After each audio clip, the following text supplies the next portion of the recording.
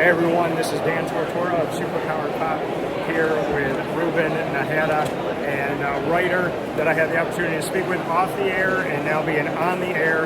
What drew me in, right here folks, that Lincoln Park sign. So Ruben, happy to have you. Thanks for being here with us. Thank you for having me. Yeah, New York Comic Con, my first time to this show. It's been amazing.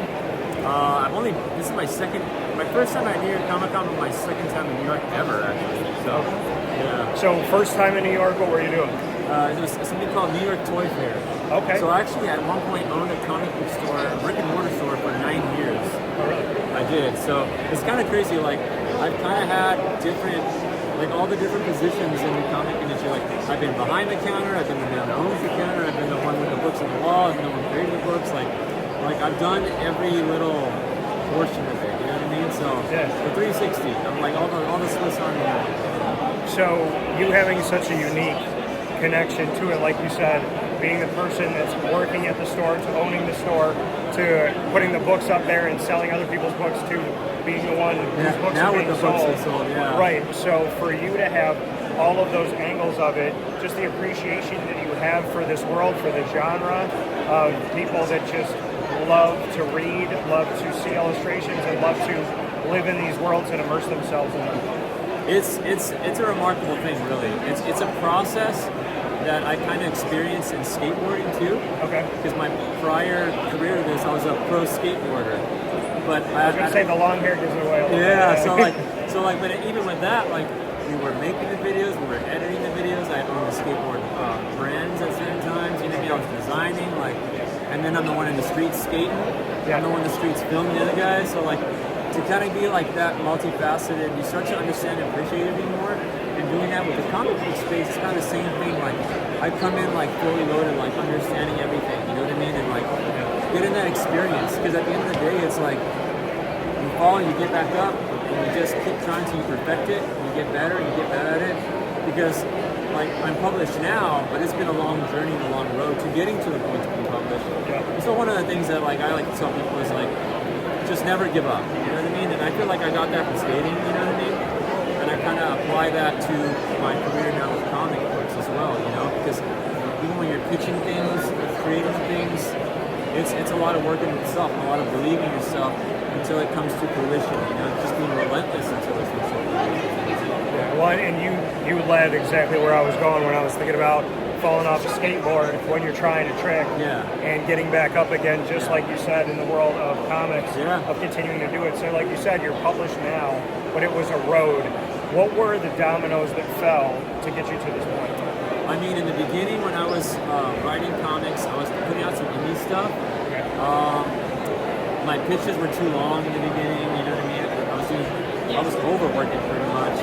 It's hard as a writer because as an artist, I feel like you can give 3 examples of art and you can be like, oh, this one's really good, let's hire you for this.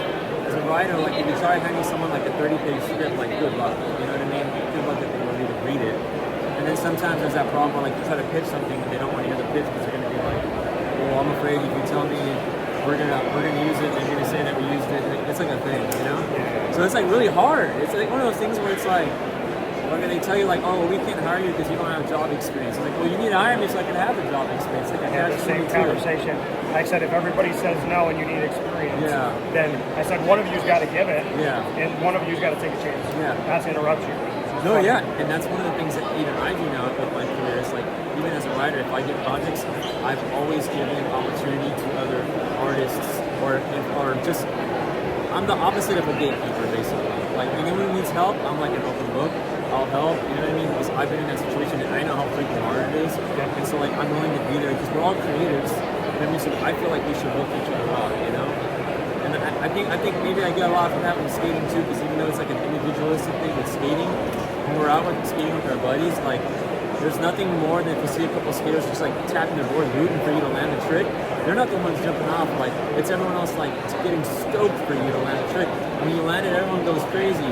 And so I kind of took that into with comics, where it's I'm rooting for other heads to do good too, you know. Yeah. So I think there's that in me, you know. I'm definitely different than I guess most in that sense, you know. But yeah, I root for the underdog too in that sense.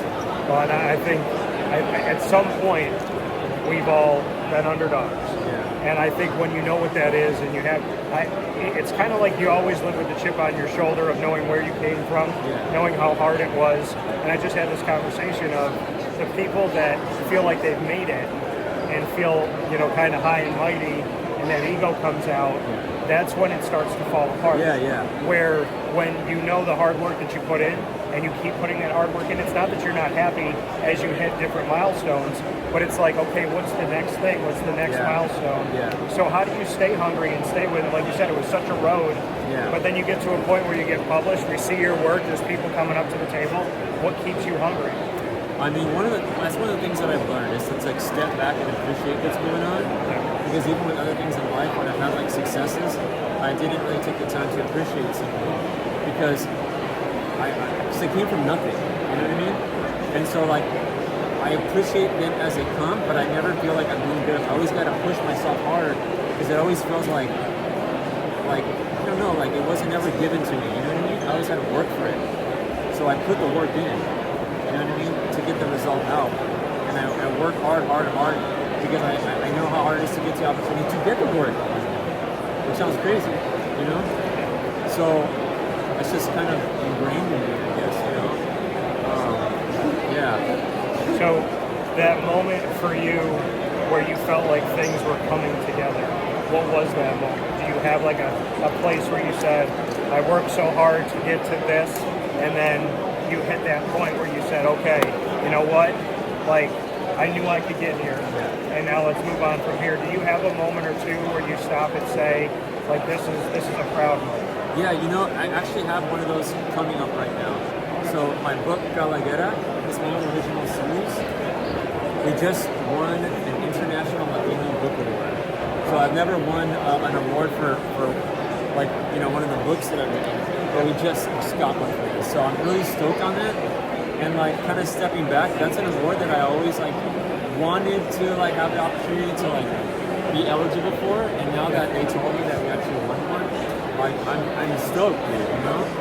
Like the International Latino Book Award was co-founded by actor Edward James Olmos.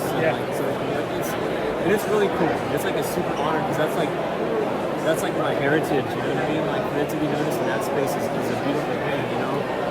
And I know that like I'm telling stories that didn't exist with my book. And that's why I made it. I didn't necessarily make it because I was like, oh, this is what everyone wants from me. I made it because it's like, this is what I would have liked to read, you know? And I think that's very important because there's this level of authenticity and genuine that come from that. Because it's like, you're writing it in a place of like this should exist. This is a story that should be told, you know? And so the passion's there. So when you open the book up and you see the dialogue, it's like, it's crazy because even though the heroes and the characters in my story, their powers are like, you know, made up. Like they're not realistic. The world that they live in is very realistic.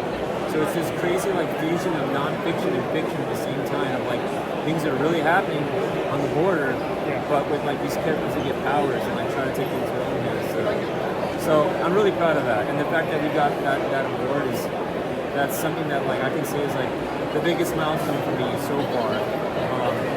Because I put so much work into that, you know? And we finished the series.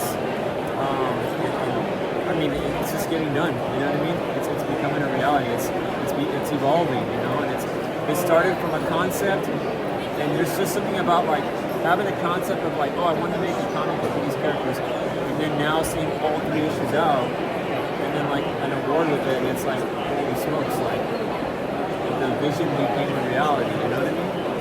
So and it kind of reminds me when I was a little kid, just in my backyard. So like 3 or 4 in the morning, my parents were like, "You're crazy! Like, why are you skating for 7 hours trying the same trick?" It's like, just one day I'm gonna be a pro skater, and then one day I became a pro skateboarder. You know, and it was real, and it was just the work and the effort and the relentlessness and the never giving up, and knowing that like, of course you're gonna suck in the beginning, but you can't let that deter you. You know what I mean? It's the grind that you put in, literally. And the grind is what gets you good. And time goes fast. And eventually you put that grind in, you'll have the success inevitably because you put the effort in. But you gotta be willing to put that effort in. Well, like you said with Calaguerra, the fact that you wanted to read something like that as a kid. So to not just have it as an adult, Yeah. but that it came from your heart. Yeah. Just what that means to you, even deeper. Yeah. Yeah, I mean, there's a character in my story, his name's Ranino. He's like a frog boy. That's just like his deformity, his legs, and it helps him jump high, right? And he's basically based on a kid when I'd be in Mexico all the time, because half my family lives there.